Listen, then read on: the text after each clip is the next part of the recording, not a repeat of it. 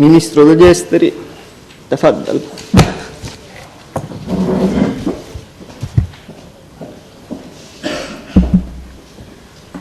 Thank you, Mr. the President. Thank you for providing us this opportunity to speak and discuss about the Tunisian situation and its influence and correlation with the Mediterranean hemisphere. Thank you for inviting us in this center, the Meseuro and the Italianieuropei. As I read, the title in Italian, and excuse my Italian language, Dopo la Primavera Araba, quel futuro pour la cooperazione nel Mediterraneo, quel futur de la coopération méditerranéenne. Okay. Thank you, Mr. Anna Finocchiaro, the President, the Democratic Party Group, from the President of Democratic Group. Thank you, Mr. Giacomo, if not precise about the names. Thank you anyway for inviting us in this center to speak about the Tunisian case and what happens in Tunisia and its effects on the Mediterranean hemisphere. Of course, Tunisia and Italy have a specific relationship.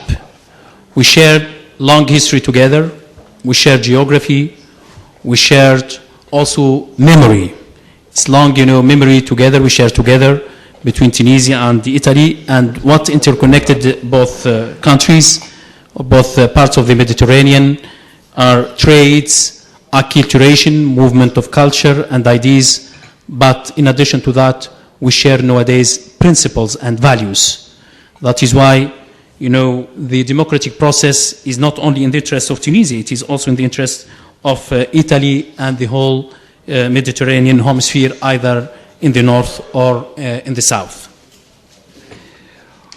The Tunisian revolution changed the political situation not only in Tunisia, it changed the whole political scene in the Arab region. This is due to the interconnection between the geopolitical condition of the Arab world. So what happened in Tunisia was no longer a local event. It is becoming a regional event. I don't know if there is a translation or I need, to stop, to have the translation. That's right. I go. Okay. That's good. So the Tunisian revolution changed not only the political scene in Tunisia, it changed the whole political scene in the Middle East region, or more precisely in the Arab world. This is due to the interconnection between the geography and the interests as well, the memory of the region of the Arab world. So what happened in Tunisia had its own echoes in different parts of the Arab world. It has its own echo in Egypt, in Cairo, then in Tripoli, in Sana'a, and now in Damascus. This has reflected the interconnection between the Arab world in terms of culture, religion, as well as memory.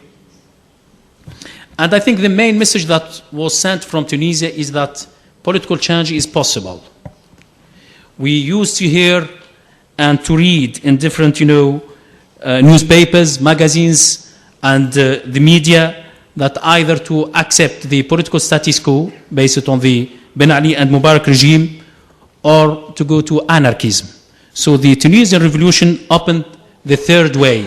It is possible to have political change and to preserve the political stability of the country. And Ben Ali, Mubarak, and Gaddafi are not the destiny of the region. And I think that was the main message that was sent from Tunisia, that it is possible to have political change and to implement the demands and the aspirations of the people. And that is why what happened in Tunisia, as I said before, has its own echo in different parts in the Arab world. And I think in addition to that, we shattered in Tunisia the long postulate for what is called Arab exceptionalism. We used to read in different, think tanks that democracy is valid and is moving, expanding in different parts of the world, and the exception is what is called the Arab region. And the dominant view and the dominant explanation that this is due to the cultural and religious elements, that Arabs and Muslims are not keen for democracy for the simple reason that their religious values, their culture, and their principles are incompatible with democracy. What we confirm in Tunisia is the possibility of reconciliation between Islam and democracy, and to be Arab and Democrat at the same time. Of course, we believe that Islam, like any other religion, great religion, is subject of different interpretations and the strategies of the interpretations. There is no monolithic Islam. There is no Islam in itself. And we believe also that the values and principles of Islam could be compatible with democracy. And we understand democracy as instrumental mechanisms for check and balance power, for independency of the judiciary system, the independency of the media, the independency and the activity, and to have independent and active civil society. And in this way, we fully understand that there is a great convergence between Islam and democracy or any other religion, for the simple reason that democracy expresses itself in different manners, in different ways, and in different religious and cultural contexts. We have a Christian democracy when we have such reconciliation and combination between Christian values or secularized Christian values, either the Protestant hemisphere or the Catholic hemisphere of Europe. We have different experience in other parts of the world, even in Hindu context, like the case of India. It is possible also to reconcile Islam and democracy. And this is what we are exactly doing in Tunisia, to confirm that it is possible to be Muslim Democrat and Arab Democrat at the same time. And I think the aspirations of the Arab people of the region are not different from the aspirations of any other people in the world, either in Europe or the United States or in different parts of the world. Of course, like any revolution, we faced some difficulties, political and economic difficulties, mainly in the beginning of the process. Like any revolution, there was, or any revolution is associated with social and political turmoil. And this is what exactly happened in Tunisia. But thank God our revolution was a peaceful one compared to even other revolutions in the region. Compared to what happened in Libya or what happens nowadays in Syria, it was a peaceful revolution. So I think we have come the first stage basis on and we already succeed to stabilize the country based on the concept and the norm of consensus between different political players and consensus between different parties. At the first stage, the revolution dissolved the foundations of the old regime. Like any revolutions, it delegitimizes the foundations and the pillar of the previous regime. And this is exactly what happened in Tunisia, but thank God that we succeed to preserve the stability of the country based on the consensus between different political players, between different political parties. And that's why at the first stage, we have transitory government, transitory president, transitory parliament. Everything was transitory at that stage.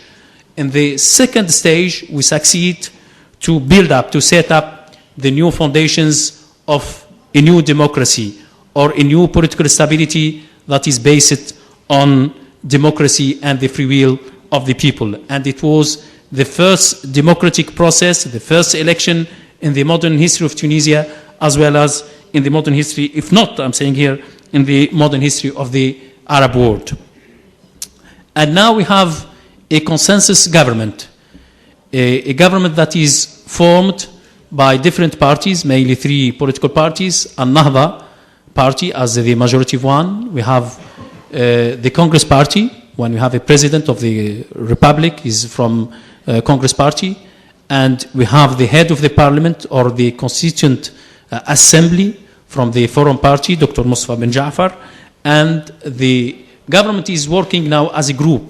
You know, these parties are working together as a group, and I think this model is very good, not only for Tunisia, but for the whole region.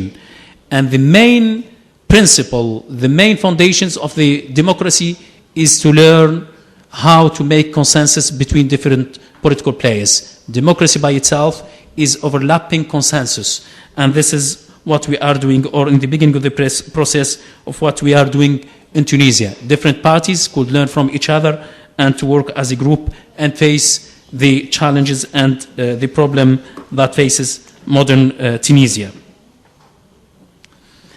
I think the success of this model, as I said before, is in the interest not only for Tunisia, but also in the interest of our partners in northern Mediterranean. Mainly for Italy. Italy is a very specific country for Tunisia, and I think the same case for Tunisia is very specific for Italy, for the simple reason that Tunisia is just through few tens of miles from the borders of Italy, roughly no more than 60 or 70 miles if you speak, you know, the northern border of Tunisia and the southern border of Italy. And it is in the interest of both countries to stabilize the country, to have a successful democracy, and to provide the necessary requirements for the success of the democratic process in Tunisia. And I think even our stability is deeply overlapping and interconnected. So what happens in Tunisia definitely will affect its northern border, including, or at the first rank, Italy itself. And what happens in the northern hemisphere of the Mediterranean will affect its, you know, northern borders. We speak today about the economic crisis which is becoming international crisis, and European one definitely affects different parts of the world, including the southern Mediterranean. We are living in a globalized world when we can't distinguish between religions, cultures, and geographical borders. And that is why I think we need to work together in the interest of political stability and the success of the Tunisian democracy. I think related to our foreign policy, there are many questions raised. What will be the foreign policy of Tunisia towards, you know, the Mediterranean and other parts of its geographical environment? I think any foreign policy is not based on personal choices of a government or of a ruler, of a minister. It bases mainly on the objective reality related to the geopolitical conditions and the geographical condition of any country. Tunisia is definitely a medium country, if not a small country, and it is deeply related to its geographical environment. Tunisia is multi-dimensional country. We are Mediterranean by nature. That's why our interest is deeply interconnected to the Mediterranean hemisphere. We share trades, interests, and partnership with our northern, southern European countries and the other part of the other bank of the Mediterranean. Of course, Italy is I think, the second partner of Tunisia, and I'll be more than happy if Italy would be even the first partner of Tunisia.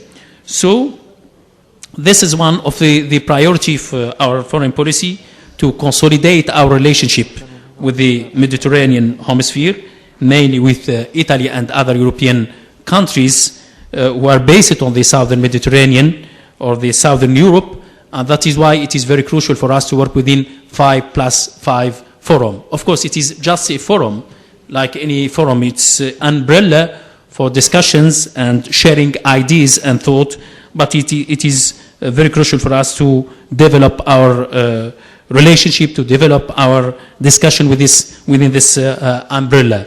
And I think it is consistent to say it is more than group of 10 than to speak 5+5, because our security, our economic interest is deeply interconnected as Mediterranean countries, either from the north or southern Mediterranean hemisphere. So this is the first aspect of the Tunisian policy.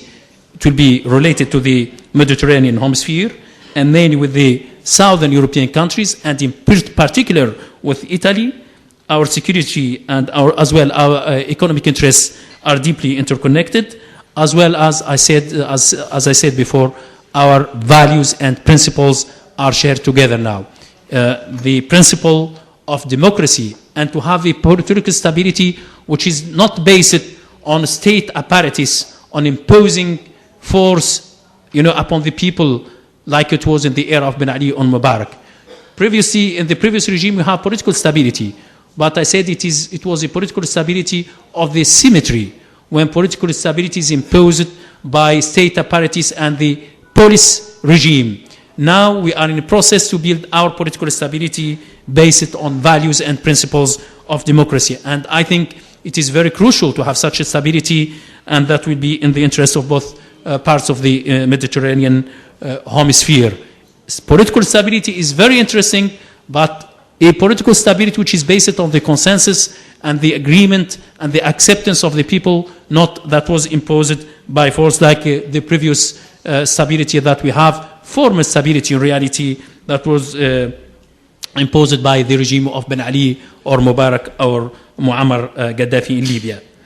So Tunisia is a multi-dimensional country based on its geographical, this is due to its geographical position. The first aspect is its Mediterranean hemisphere. The second aspect of the Tunisian policy is the Maghreban environment. The Maghreb Arab is very crucial for us. That is why we are working very, very hard to develop our relationship with our neighboring countries, mainly Libya and Egypt. Our security, our economic interests are deeply independent, interdependent and interconnected with the neighboring countries. So what will happen in Libya, for example, or even in Algeria, will definitely affect us. That is why we need a unified doctrine of security, not only the security of Tunisia, but the security of Tunisia as well as Libya and other parts of the Maghreb Arab. We are working very hard to consolidate the economic integration of the Maghreban era. We just, in the beginning of this government, the first visit that we have with the President of the Republic was to Libya. We discussed with our Libyan neighbors to develop our relationship in different perspectives and different sectors. And of course, Libya also is a very specific country of Tunisia. Even in terms of social interconnection, it is rarely you find a Tunisian family, mainly in the southern Tunisia, that haven't relatives in Libya, and vice versa. Rarely you find a Libyan family that haven't, relatives in Tunisia. Historically speaking and socially speaking, we are deeply interconnected and overlapped. That is why it is very crucial for Tunisia to work with its neighboring country. And as I said before, the first visit was to Libya with the president. And then we go with the president to Algeria, to Morocco, to Mauritania, to revive the idea of the Maghreb Arab Union. And thank God that we have a good message from different capitals of the Maghreb Arab. We are now in process to have a Maghreb summit. The presidents of the Maghreb Arab Union, just within within the next few months, we already agreed that 2012 we'll have a Maghreban summit that will be held in Tunisia. So this is the second priority of Tunisia, to work within its geographical hemisphere in the Maghreban Arab with Libya, Algeria, Morocco, Mauritania. And that is why it is the first priority to revive the Maghreb Arab and to work within this perspective. The third element is that Tunisia itself is an African country. Of course, I know the separation between what is called Europe and Africa is more imaginative than reality.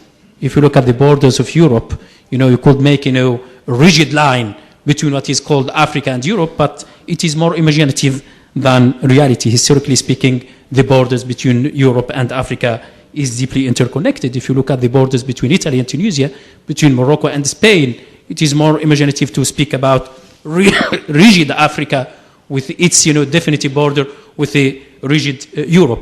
Even the definition of Europe itself is controversial. Till nowadays there is a discussion, for example, about Turkey. Is it part of Europe or outside Europe? Russia itself, is it European country or outside country? Of course, what I want to say here is that the border of Europe are not only geographical border, it is political border. Till recently, the Eastern Europe was seen as part of the East. not really European countries, but after the end of the Cold War, they becoming more Europeanized and looked as European countries. The same case could be said about Turkey or, Turkey or Russia. What I want to say here that the borders of Europe are sometimes more political and imaginative than geographical one. That is why we need to work with each other. The relationship between Europe and Africa is deeply interconnected in terms of interest and as well geographical closity between different these parts. So the third element, as I said before, is to work within the African perspective, which is very crucial for us. The historic name of Tunisia is Afriqiya, which means Africa. So we are African by essence.